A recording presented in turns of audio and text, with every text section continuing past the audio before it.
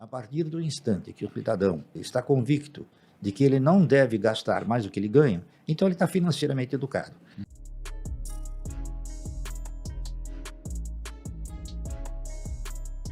Poxa, esse número, 1 milhão por dia. Assim, as pessoas muitas vezes sonham em ter 1 milhão, né? É 1 milhão de geração de renda por dia. Assim, como chegar nesse número, Barsi, do zero?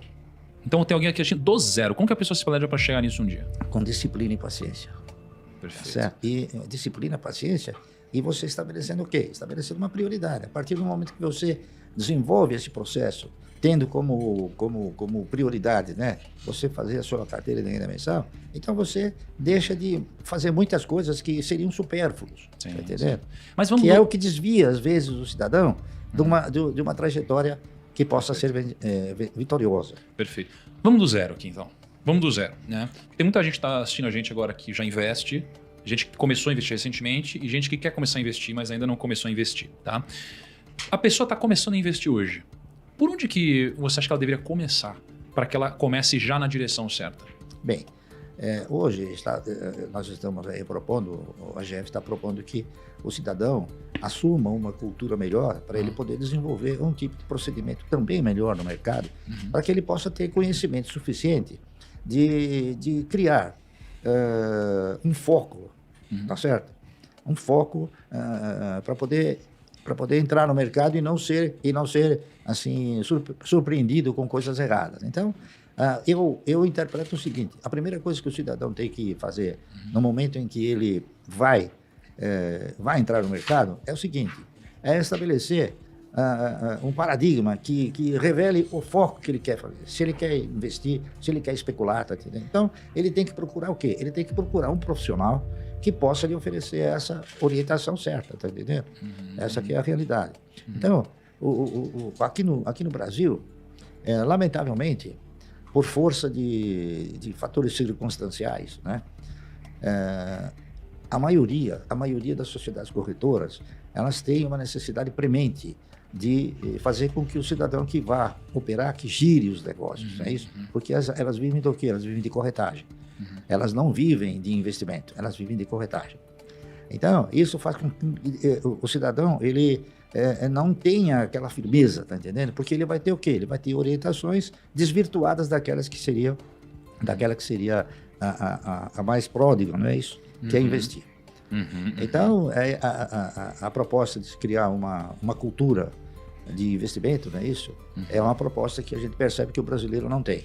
Legal. Eu interpreto o seguinte: é claro que a educação financeira é uma coisa importante, mas eu interpreto o seguinte, que a partir do instante que o cidadão ele está convicto de que ele não deve gastar mais do que ele ganha, então ele está financeiramente educado. Aí ele precisa partir para uma nova fase de cultura, que é a cultura do investimento.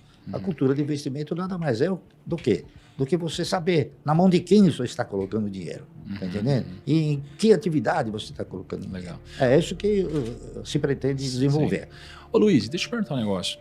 Quantos anos você tem hoje? 27. 27? Carregando, quase Caramba, 28. com uma bela bagagem. Parabéns. Obrigada.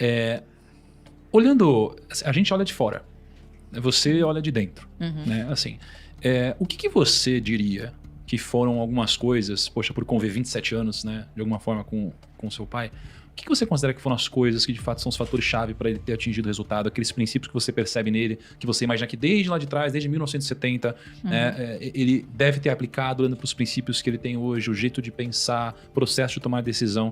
O que nesse processo você acha que é responsável pelo resultado que ele colhe hoje? Olha, o mercado mudou muito desde a época em que ele começou, mas infelizmente as pessoas continuam cometendo o mesmo erro, né? Lá atrás, havia uma dificuldade muito grande de você ter acesso às informações. Então, quem era profissional de mercado e quem realmente se interessava, ia nas empresas, né, recortava lá o papelzinho, ia buscar o seu dividendo, enfim, buscava a informação, é quem geralmente acabava se dando bem, né? Hoje em dia é justamente o contrário. A gente vive a era da informação, em que a pessoa melhor informada, na verdade, é aquela que sabe filtrar a fonte de informação que ela vai buscar, né? Então, hoje as pessoas tomam as suas decisões baseadas nas opiniões de outras pessoas, né, grupos de WhatsApp, quando, na verdade, a informação pública, né, ela acaba sendo só lida por quem vai até a última frase, né? Então, é uma informação pública, a informação está aí, né? Só que as pessoas não se interessam em ler até o fim. Assim? Ficam acomodadas, né? Então, eu acho que grande parte do sucesso dele se deve a uma coisa, disciplina, né? Não só de aportar, mas de sempre estar buscando o aprendizado e informações de qualidade, conversando com a empresa. E segundo, paciência. Por muitos anos, ele esteve errado, vamos dizer assim, com a Unipar, né? Então, ele comprou, o papel não subia. Muitas pessoas desistiram no meio do caminho. Isso aqui não sobe, isso aqui não sai do lugar, isso aqui não se mexe. E 10 anos depois, a empresa se resolveu, a conjuntura também do país melhorou, né? E a empresa seguiu a trajetória que lá atrás ele tinha vislumbrado. Como que ele fez isso? Sem nenhum segredo. Conversou com os gestores, leu o balanço e falou, pô, isso aqui não pode estar tão barato assim. Tá com problema? Tá com problema, mas vai resolver. A gestão está engajada em resolver. Essa empresa vai ser uma excelente pagadora de dividendos e tende a se valorizar, que isso é uma consequência. Né?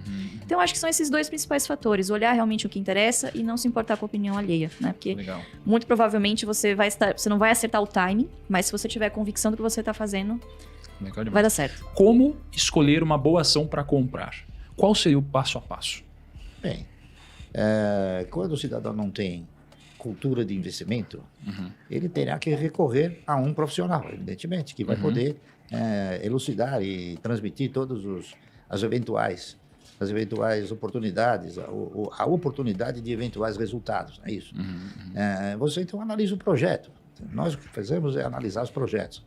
Eu vou citar, por exemplo, o seguinte. A IRB, por exemplo, ela é um novo projeto, tá entendendo? É um novo projeto, com uma nova administração. E agora, com o comitê de auditoria, eu conversei com um dos participantes do comitê de auditoria, que é uma pessoa muito amiga, né, muito competente, e ele disse o seguinte, o Barsi, hoje a IRB não vai mais assinar contratos que assinou no passado. Tá entendendo? Então, os contratos que viriam agora seriam contratos que ostentem a perspectiva de bons resultados. Então, é o seguinte, tem coisas que o ex-administrador falou que a gente eu não sei, não posso provar, tá entendendo? Mas ele falou muitas coisas ruins em relação aos bancos, não é isso? Então, agora a gente vai ter uma segurança maior. Por quê? Porque além de ter essa pessoa amiga, você vai ter alguém que vai chegar e falar, não, esse contrato não é bom, tá entendendo? Então, o que aconteceu também? A IRB tinha um contrato que veio de um dos bancos, tá entendendo? Na qual ela assegurava ao cidadão uma indenização por Covid no Chile. Então, quer dizer, durante o período de pandemia, isso se acentuou. Então, os sinistros eles foram evoluindo de uma forma bastante intensa. Então, eu acredito que isso não vai acontecer mais. Pode até haver uma outra pandemia, mas talvez eles não façam um novo contrato como fizeram no final, entendeu? Então, o princípio de seleção é esse princípio de você avaliar o futuro também, de você olhar não só o presente, como você também olhar para o futuro. Tá entendendo? Vou só citar mais um projeto que a gente analisou e avaliou recentemente. Interpreta que vai ser uma coisa muito favorável, não é isso? Recentemente, o Grupo Votorantim, eles acabaram fazendo um processo de fusão, não é isso? E incorporaram a uma nova empresa chamada Auren, tá correto? Uma estrutura hídrica, né? Uma usina hidrelétrica chamada Porto Primavera, que foi uma das usinas criadas pela CESP, não é isso? E programaram uma outra diretriz, diria melhor, não é? De não ficar somente na geração com a base hídrica, e sim partir para outras bases energéticas. E, além do mais, também exercitar uma figura no mercado onde você não gera, não transmite e não distribui, que é o quê? A comercialização de energia elétrica. Então, essa empresa tem um projeto já consolidado, não é isso? E eu acredito que, pelos participantes, pelos controladores, tá entendendo? Que são o Grupo Votorantim de um lado e um grande fundo de pensão canadense, que eles venham a ter esta diretriz, este comportamento de gerar resultados e também distribuir esses resultados. O que eu devo escolher? Uma empresa com uma alta distribuição de dividendos ou uma empresa que não distribui dividendos, mas tem um alto potencial de crescimento? O que eu escolheria? Essa é a minha dúvida de 4 anos. A empresa que tem as duas vertentes. Aquela que tem uma boa perspectiva de distribuir dividendos e aquela que alimenta a possibilidade de uma valorização. Esse é o... E nós temos empresas assim. Tá entendendo? Várias. Inúmeras empresas nessa condição. São empresas que o pessoal se afugenta rápido quando tem uma queda qualquer, tá entendendo? Como tiveram outras no passado, não é isso? Mas você tem que ficar firme, que é a chamada disciplina. Se você olhar para um horizonte distante, você vai verificar que a empresa, vamos supor, ela estando numa atividade capaz de ser considerada uma atividade boa, não é isso?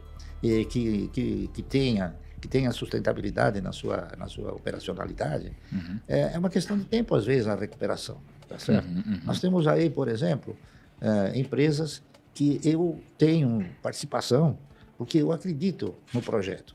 O projeto é um projeto consistente. A Paranapanema, por exemplo, é um projeto, é uma planta que tem mais de 1.300.000 metros quadrados. E é uma atividade que, além de ser uma atividade perene, é uma atividade que vislumbra um futuro promissor, com a questão do carro elétrico. Então, vai existir uma possibilidade de se consumir mais cobre, tá entendendo? Então, eu investi na Paranapanema, tenho ações da Paranapanema, discuto a Paranapanema, tá certo? E, com certeza, a Paranapanema está tentando encontrar uma trajetória, um caminho que proporcione a ela um crescimento capaz de acumular esses dois fatores que você acabou de citar. Que ela volte a pagar dividendos e que ela tenha uma perspectiva de valorização muito boa. Porque, na verdade, hoje uma ação da Paranapanema custa 33 centavos. Entendendo? Comparativamente. Então, 33 centavos é muito menos do que muita coisa que você consome. Um café é 10 reais, tá entendendo? Se você começa a fazer comparativo, fala, pô, isso aqui tá de graça. É verdade, né? Compro um café ou 30 ações de Paranapanema? Exatamente. Aí que tá. É a questão do quê? É a questão de você priorizar, né? Não por isso a gente vai deixar de tomar um café, mas é aquela prioridade.